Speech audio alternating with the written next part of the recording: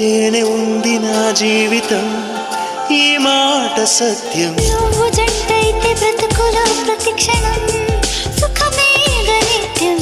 పదే పదే నీ పేరే పెదవి పలవరిస్తోంది.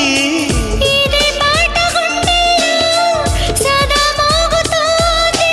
నేనే నీ కోసం, నువ్వే నా కోసం.